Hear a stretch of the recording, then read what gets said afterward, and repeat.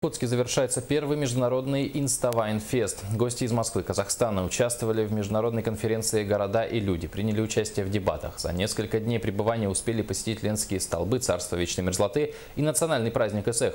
О вайнерах и вайнах рассказывает Розалия Борисова.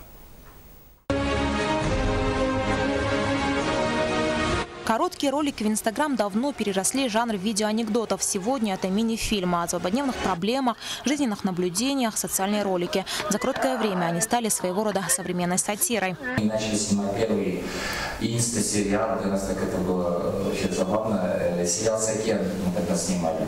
И сейчас мы идем к цели, потому что у нас на следующий год в Казахстане от именно бренда Батыров запланировано снимать кино. В этом году мы запускаем реалити-шоу.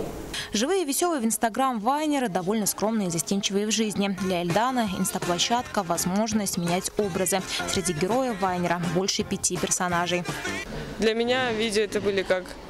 Я просто раньше каким-то закрытым ребенком была, и мне даже с людьми было общаться тяжело.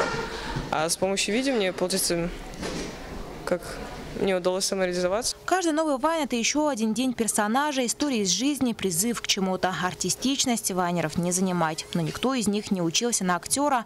Но для многих инстаплощадка стала шагом к самореализации и начала карьерного роста в мире кино. Допустим, я все время стремился к актерству. В одном фильме я уже снялся, вот режиссер Надя Этимов сидит как раз. Мы хотели снять сериал, мы его сняли. То есть это как бы в нашем случае это инструменты достижения цели. Вот это самый огромный плюс.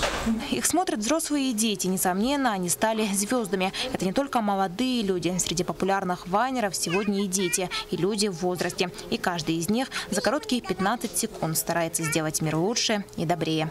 Розалия Борисова, Василий Соловьев, НБК САХА, Якутск.